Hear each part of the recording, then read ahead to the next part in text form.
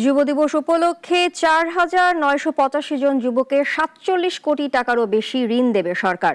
দুপুরে সচিবালয়ে জানিয়েছে যুব উন্নয়ন অধিদপ্তরের মহাপরিচালক।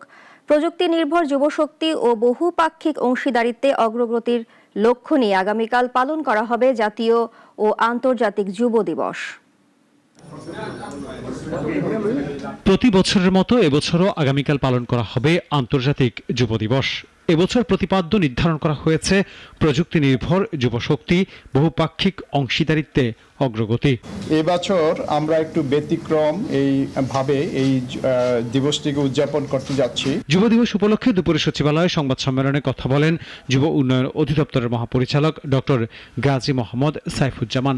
জানান, এবার যুব দিবস উপলক্ষে ৪,৯৮৫ জন যুবকে ৪৭ কোটি ২৬ লাখ ১৪ হাজার টাকা যুব ঋণ দিবে সরকার। এর মধ্যে ২,৫৩৪ জন যুব ও ২,৪৫১ জন যুব নারীকে এই ঋণ দেওয়া হবে। যে সকল প্রশিক্ষিত সফল যুবক ও যুব নারী আত্মকর্মসংস্থান প্রকল্প স্থাপনে এবং যে সকল যুব সংগঠক সমাজে উন্নয়নমূলক কর্মকাণ্ডে দৃষ্টান্তমূলক অবদান রাখতে সক্ষম হয়েছে, তাদেরকে জাতীয় আন্তর্জাতিক যুব দিবসে জাতীয় যুব পুরস্কার প্রদান করা হবে।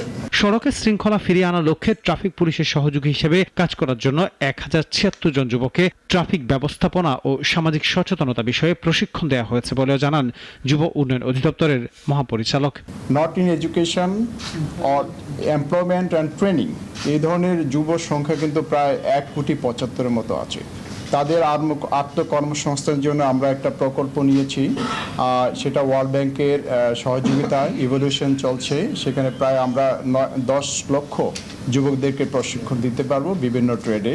প্রতি বছরের মতো এবছরেও যুব কার্যক্রমের শ্রেষ্ঠত্বের স্বীকৃতি স্বরূপ জাতীয় যুব দিবসে যুব পুরস্কার দেওয়া হবে। আন্তর্জাতিক যুব দিবস আমরা যথাযোগ্য মর্যাদায় আনন্দঘন পরিবেশে উদযাপন করতে চলেছি। আনোয়ার হোসেন, নাগরিক, ঢাকা।